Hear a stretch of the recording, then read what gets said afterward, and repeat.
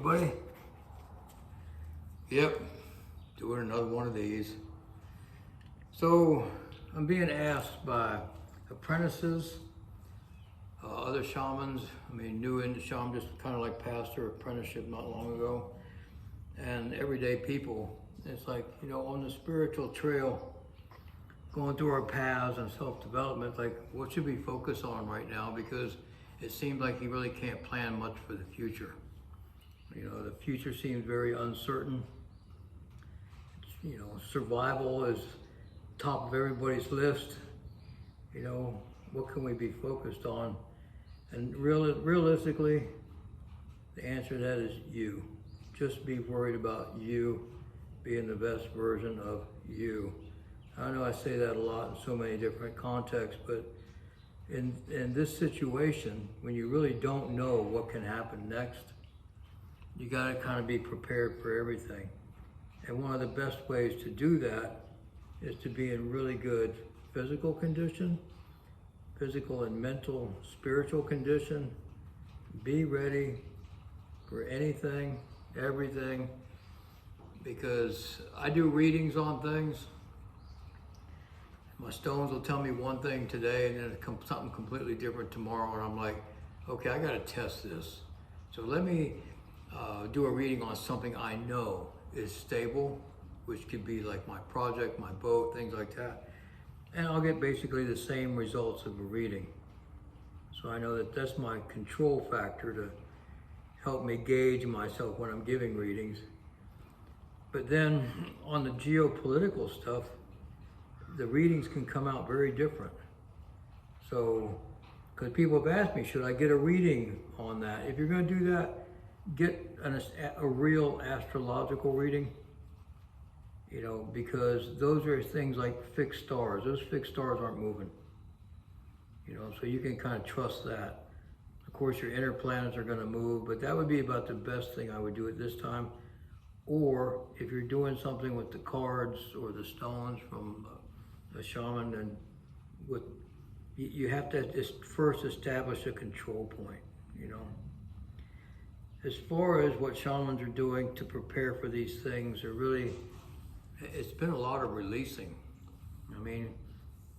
One of my apprentices, John, he sent me a picture of a fire where he was burning all the ceremonial masks that he'd made, his divination set, and in that is, looking for like, okay, is there a caption here? And the caption basically is like, look at the cool colors, and that was his thought then, as he's destroying the things that he had made through in his shamanic apprenticeship journey and stuff like that. Is like, and that couldn't have been a better thing to say shamanically, is you're releasing all this stuff, but it's just stuff. The magic is within. These articles that he made was for teaching implements and really nothing more. So by him being able to just release them in the fire, and not fretting about where they're going or giving them to somebody or whatever, he's like, no, that part of the journey's done. So that's another good example from a young, very accomplished shamanic apprentice, and so even us older people can go back into that and go, you know what, that's a good one. Let's just go back to the real basics and let's see what we can release. And it was interesting too that, before he had sent me that, I had been going through the area where I'm living now and just releasing so much stuff. I'm not even bothering taking it to the thrift stores or anything, because I'm burning gas and time, and who knows if it'll sit there or not or whatever. I'm like, no, just go.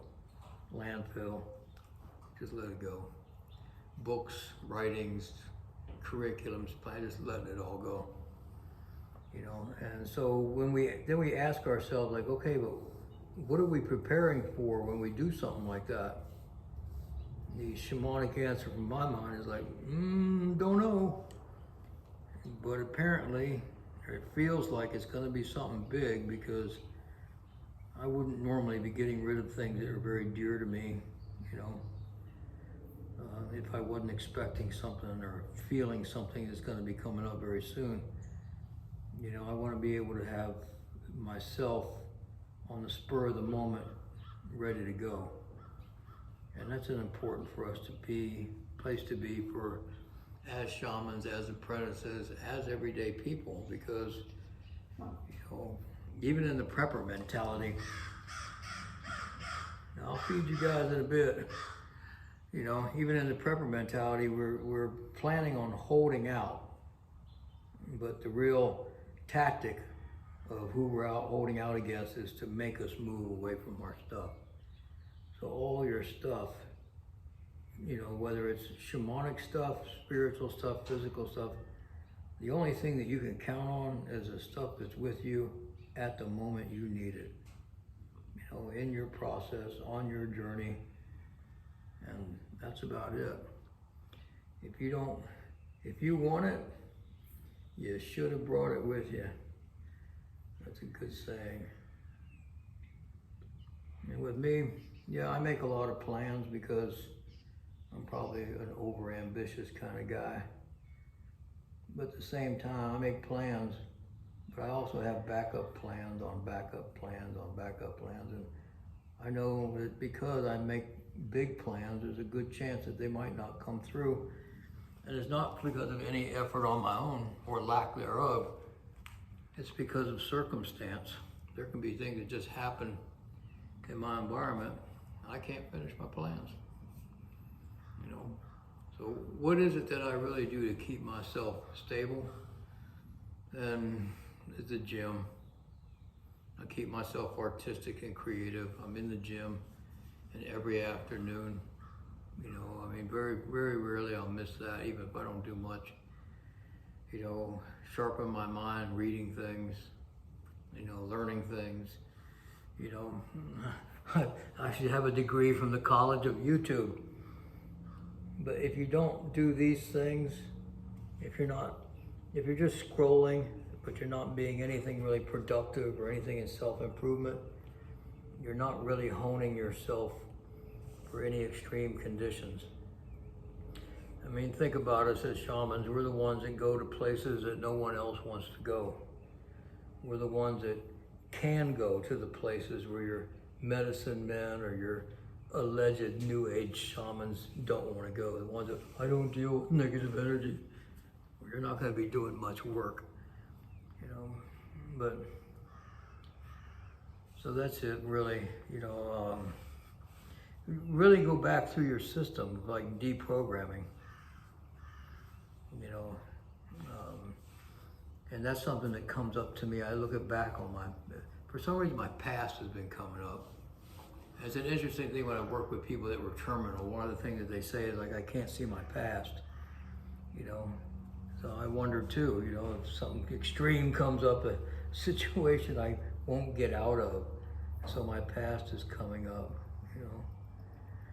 Yeah, that's something that people don't think much about. I was talking about that with Shaman, where she this morning about she was talking about with her family, like where everybody's going to be buried and the different places that they'll be buried. And people don't think about the last chapter of their life, but you should, because it's coming and we never really know when. And do you want to be ready for it? You know, do you want to, how will you be? Or will you look at it and go, you know what, that's all right, you know, because I've had a wonderful life and, you know, it's time for me to go, so be it. But I just wanted to share a couple thoughts that people are asking me about. With these crazy times, what should we be thinking about? What should we be doing?